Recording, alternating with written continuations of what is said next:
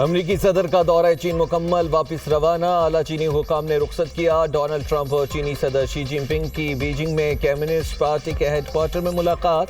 Trump نے کہا چینی صدر کے ساتھ بات چیت مثبت اور تعمیری رہی، بیجنگ کے ساتھ شاندار تجارتی معاہدے کیے۔ ہم ایران کے بارے میں ایک جیسا موقف رکھتے ہیں، چاہتے ہیں ایران کے پاس جوہری ہتھیار نہ ہوں، ابنۂ ہرمز کو کھلا رہنا چاہیے۔ بہت سے مسائل کا حل نکال لیا ہے جو کوئی نہیں کر سکتا تھا۔ چین بھی ابنۂ ہرمز کھلی دیکھنے کا خواہش مند ہے۔ چینی صدر نے ایران کو ہتھیار فراہم نہ کرنے کی یقین دہانی کرائی۔ شی جن پنگ بھی چاہتے ہیں ایران جنگ پر معاہدہ ہو جائے۔ انہوں نے ہر ممکن مدد کی پیشکش کی۔ چین کے صدر شی جن پنگ نے کہا امریکہ کے ساتھ نیا دو طرفہ تعلق قائم کیا جائے جو انتہائی تعمیری ہے۔ امریکہ کے ساتھ نیا تعلق ایک سنگ میل کی حیثیت رکھتا ہے۔ امریکی صدر ڈونلڈ ٹرمپ کا بیجنگ کے جونگ نان ہائی گارڈن کا دورہ۔ چینی صدر شی جن پنگ نے صدر ٹرمپ کو تاریخی باغ کا دورہ کروایا۔ شی جن پنگ نے ٹرمپ کو باغ کی تاریخ سے متعلق آگاہ کیا۔ دونوں رہنماؤں نے باغ میں سیر کے دوران خوبصورت راستوں اور سرسبز مناظر کا مشاہدہ کیا۔ ایران نے معاہدہ نہ کیا تو مکمل تباہی کا سامنا کرنا ہوگا۔ امریکی صدر ڈونلڈ ٹرمپ کی ایران کو نئی دھمکی۔ فاکس نیوز کو انٹرویو میں بولے امید ہے ایران میرا پیغام سن رہا ہوگا۔ امریکہ کو معلوم ہے ایران نے اپنے ہتھیار کہاں منتقل کیے ہیں، جانتے ہیں کچھ میزائل زیر زمین تنصیبات سے نکالے گئے ہیں۔ سب کچھ صرف ایک دن میں ختم ہو جائے گا۔ موجودہ ایرانی قیادت ماضی کے مقابلے میں زیادہ معقول ہے۔ چین ایران سے تیل کی خریداری جاری رکھنا چاہتا ہے۔ بیجنگ نے 200 بوئنگ طیارے خریدنے پر اتفاق کیا ہے۔ یہ معاہدہ امریکہ کی صنعت کے لیے اہم پیش رفت ہے۔ فیصلے سے دونوں ممالک کے درمیان تجارتی تعلقات مزید مضبوط ہوں گے۔ ایران امریکہ مذاکرات اور رابطے کے چینلز جلد از جلد دوبارہ کھولنے چاہیے۔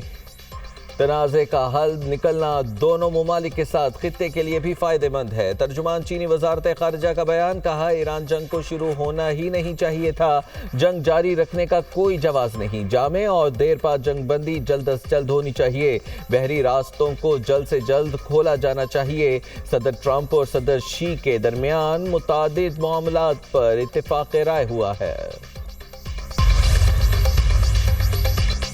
ایران تنازع پر چین سے مدد نہیں مانگی۔ امریکی وزیر خارجہ مارکو روبیو کا امریکی چینل کو انٹرویو، کہا ابنۂ ہرمز کھلی رہے، اس پر چین اور امریکہ کا موقف یکساں ہے۔ ایٹمی معاملے پر بھی دونوں ممالک یکساں سوچ رکھتے ہیں۔ چین بھی نہیں چاہتا ایران کے پاس ایٹمی ہتھیار ہوں۔ امریکہ اور چین ابنۂ ہرمز میں فوجی کشیدگی کے خلاف ہیں۔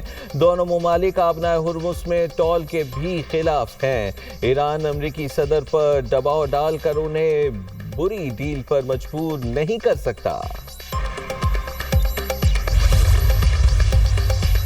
ایران جنگ ختم کرنے سے متعلق ڈیموکریٹس کی قرارداد ایوان نمائندگان میں بھی ناکام۔ قرارداد کے حق اور مخالفت میں برابر ووٹ آئے۔ ووٹنگ 212 کے مقابلے میں 212 ووٹوں سے برابر رہی۔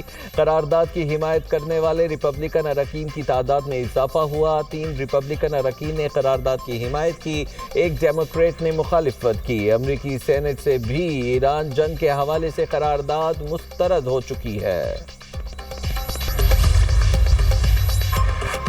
ایران کسی بھی دباؤ کے سامنے جھکنے والا نہیں۔ امریکہ اور اسرائیلی حکام کی حالیہ دھمکیوں سے فرق نہیں پڑتا۔ ایرانی وزیر خارجہ عباس عراقچی کا کہنا ہے تہران کے خلاف کوئی بھی فوجی حل کارگر ثابت نہیں ہوگا۔ امریکی خود بھی جانتے ہیں جنگ یا دھمکیوں کے ذریعے کوئی نتیجہ حاصل نہیں کیا جا سکتا۔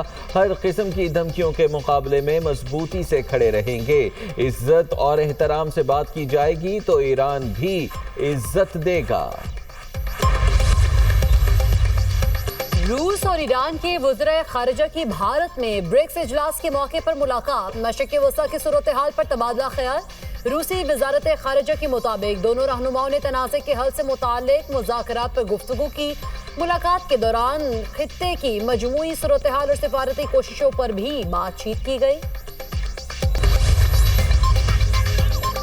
ایران کا خطرہ کافی حد تک کم ہو گیا، 90% دفاعی صنعتی ڈھانچہ تباہ کر دیا گیا۔ امریکی سینٹرل کمانڈ کے سربراہ ایڈمرل بریڈ کوپر کا امریکی سینٹ آرمڈ سروسز کمیٹی کے سامنے دعویٰ، کہا ایران اب خطے کے شراکت داروں یا امریکہ کو دھمکیاں نہیں دے سکتا، تہران کو نمایاں طور پر کمزور کر دیا۔ ایران جنگ سے پہلے والی اپنی بحریے کی صلاحیت ایک نسل تک دوبارہ حاصل نہیں کر سکے گا۔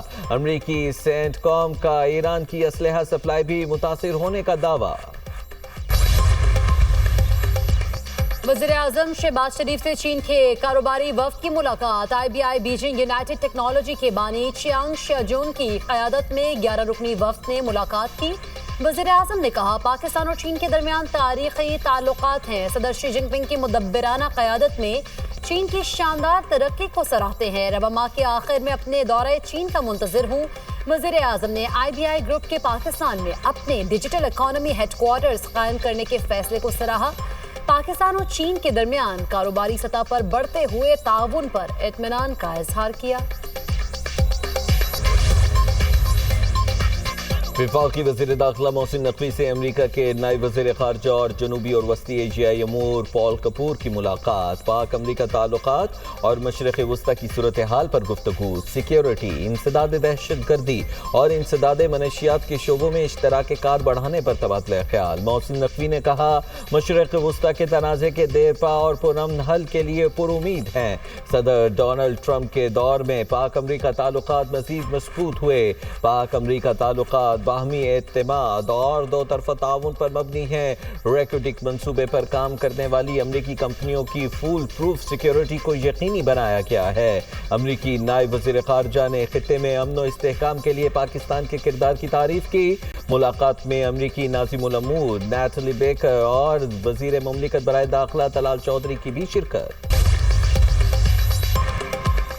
وفاقی وزیر قانون اعظم نذیر طارر سے آذربائیجان کے وفد کی ملاقات، پاکستان میں بہترین مہمان نوازی پر شکریہ ادا کیا۔ وفد کے سربراہ نے کہا پاکستان میں ہونے والی ملاقاتیں کامیاب رہیں، قانون کے شعبے میں دونوں ممالک تعاون کر سکتے ہیں۔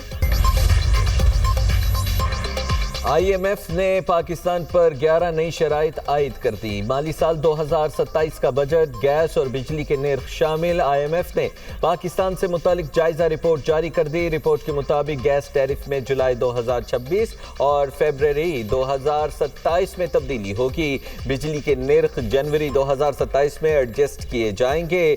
نیب کو مزید خود مختار اور شفاف بنانے کی شرط بھی شامل۔ مجموعی طور پر IMF پروگرام کی شرائط 55 ہو گئی۔ نئی شرائط کا مقصد بجٹ، نظم و ضبط، ٹیکس نظام اور معیشت کی بہتری ہے۔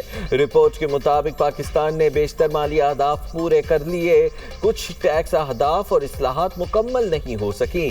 پاکستانی معیشت کے حالات کی سمت واضح نہیں۔ ایران جنگ مہنگائی پر دباؤ ڈالے گی۔ جنگ معاشی نمو اور ادائیگیوں کو متاثر کرے گی۔ IMF کا پاکستان کی معاشی بحالی میں پیش رفت کا اعتراف، کہا پہلی شش ماہی میں GDP کی نمو میں تیزی آئی، کرنٹ اکاؤنٹ خسارہ متوازن اور مہنگائی قابو میں رہی۔ زر مبادلہ کے ذخائر سابقہ اندازوں سے بہتر۔